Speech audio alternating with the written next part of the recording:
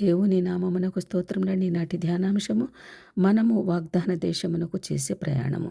కొరింథీయులకు రాసిన మొదటి పత్రిక 10వ అధ్యాయం 6వ వచనం. వారు ఆశించిన ప్రకారం మనము చెడ్డవాటిని ఆశించకుండానట్లు ఈ సంగతులు మనకు దృష్టాంతములుగా ఉన్నవి. 10వ అధ్యాయము 11వ వచనంలో ఈ సంగతులు దృష్టాంతములకు వారికి సంభవించి యుగాంతమందున్న మనకు బుద్ధి కలుగుటకే వ్రాయబడెను. ఇశ్రాయేలు ప్రజలు ఐగుప్తు దేశపు దాస్యములో నుండి రక్షింపబడి వాగ్దాన దేశమునకు చేసే ప్రయాణము నేటి ఆధ్యాత్మిక అనుభవములకు ప్రయాణములకు సాదృశ్యముగా ఉన్నది. ఈ 10వ అధ్యాయము 6వ వచనము. వారు ఐగుప్తుని విడిచి లేక వదిలి వాగ్దాన దేశమునకు చేరడానికి అరణ్యములో ప్రయాణం చేశారు. మనము ఈ లోకమును ఈ దేహమును వదిలి మహిమలోకమునకు వెళ్ళడానికి ఈ లోకమైన అరణ్యములో విశ్వాసయాత్ర చేస్తున్నాము. ఇశ్రాయేలీలు ఐగుప్తును వదిలిపెట్టిరి. మనము ఈ లోక సంబంధమైన జీవితమును వదిలిపెట్టాలి.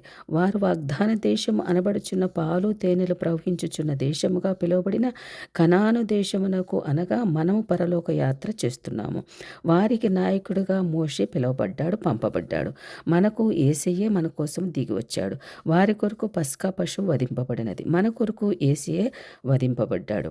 వారికి బండ నుండి నీరు ఇవ్వబడినది, మనకు క్రీస్తు పరిశుద్ధ రక్తము ఇవ్వబడినది, మనకు పరిశుద్ధాత్మ అనుగ్రహింపబడినది. ఇశ్రాయేలుకు ఎన్నో అనుభవములు సంభవించినవి, ఎన్నో పరిస్థితులు ఎదుర్కొన్నారు, రకరకాలుగా జరిగినాయి. వారి మీద కృప కుమ్మరించబడింది. పరలోక ఆహారమే భుజించారు. మనకు సిలువలో క్రీస్తు శరీరము ఆహారముగా మనము భుజిస్తున్నాము. ఎన్నెన్నో అనుభవములు వచ్చాయి. దేవునికి కోపము రేపే సందర్భంలో ఉన్నాయి. వారిలో దేవుని ప్రేమను పొందుకున్న వారు కూడా ఉన్నారు. వారు శిక్షింపబడ్డారు, ప్రేమను కూడా పొందుకున్నారు. రకరకాల అనుభవములు వారిలో జరిగాయి. అయితే కొరింథీయులకు రాసిన మొదటి పత్రిక 10వ అధ్యాయం 1 నుంచి 11 వచనములలో ఉన్న ఉదాంతములు టూకీగా ప్రాముఖ్యముగా వాటిని ఎత్తి చెప్పుచు 11వ వచనంలో అయితే ఏమిటంటే, ఏనాడో వారికి జరిగిన సంభవములు మనము ఎందుకు ధ్యానించాలి, ఎందుకు ఆచరించాలి? ఇశ్రాయేలుకు ఈలాగున జరిగాయి కాబట్టి ఇప్పుడు మనము వారి చరిత్ర పాఠములు చూసినట్లు చూడవలసిందేగా. అయితే ఇప్పుడు మనము ఏమిటి అనేది ప్రతి వారిలో సందేహము నీకు నాకు కలుగుతాయి. కాబట్టి దేవుడే పౌలు గారి ద్వారా చెప్పుచున్న పాఠము కొరింథీయులకు రాసిన మొదటి పత్రిక 10వ అధ్యాయం 11వ వచనం ప్రకారం ఈ సంగతులు దృష్టాంతములుగా వారికి సంభవించినవి యుగాంతమందు ఉన్న మనకు బుద్ధి కలుగుటకు రాయబడి ఉన్నాయి. యుగాంతమందు, యుగము ప్లస్ అంతములో ఉన్నాం మనము. ఈ సంగతులు దృష్టాంతములుగా ఎవరికి సంభవించాయి? ఇశ్రాయేలు ప్రజలకు సంభవించాయి. యుగములో అంతములో మనకు బుద్ధి కలుగుటకే మనము అంతములో ఉన్నాము కాబట్టి మనకు సంభవించాయి. పౌలు గారు మన కోసం రాశారు. అనగా ఏ సంబంధమైన అయినను అవి మంచివైనను చెడు అయినను ఇశ్రాయేలుకు ఏవేవి సంభవించినాయో వారికి సంభవించినవన్నీ కూడా మనకి బుద్ధి కలగటానికి వ్రాయబడి ఉన్నాయంట పత్రిక పాఠంలో. అనగా మనకు బుద్ధి రావాలంటే, దేవుడు కోరుకున్న బుద్ధిమంతులముగా మారాలంటే, ఈ దుర్దినములలో దేవుడు ఆశించిన బుద్ధి కలిగి ఒక క్రైస్తవ జీవితం కలిగి ఉండాలంటే రాకడ దినములలో విడవబడిన బుద్ధి లేని కన్యకల వలె కాకుండా రాకడలో ఎత్తబడే బుద్ధి కలిగిన కన్యకల జాబితాలో మనము ఉండాలంట.